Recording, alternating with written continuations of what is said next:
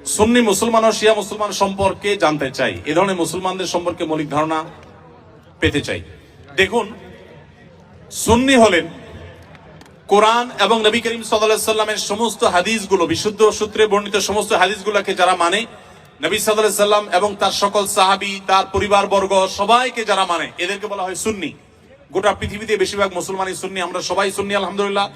বেশিরভাগ বাংলাদেশি, বেশিরভাগ পাকিস্তানি, ভারতীয়, সাবকন্টিনেন্ট, আরব, পৃথিবীতে বেশিরভাগ মানুষই আলহামদুলিল্লাহ সুন্নি মুসলমান। এবং সুন্নি মুসলমানদের বৈশিষ্ট্য হলো তারা কোরআনকে এবং সুন্নাহকে অনুসরণ করে, সুন্নাহ অনুসরণ করার জন্য সুন্নি বলা হয়। আর শিয়া হলো সেই সমস্ত মানুষেরা যারা আল্লাহকে মানে, নবী সাল্লাল্লাহু আলাইহি সাল্লামের নবুয়তকেও মানে, যদিও তাদের একটা গ্রুপ নবী সাল্লাল্লাহু আলাইহি সাল্লামের নবুয়ত নিয়েও সন্দেহ করে। আর এর পাশাপাশি তারা শুধুমাত্র নবী পরিবারের সদস্যদেরকে মানে, সাহাবীদেরকে তারা মানে না, বরং সাহাবীদের সাথে শত্রুতা বিদ্বেষ তারা জ্ঞাপন করে।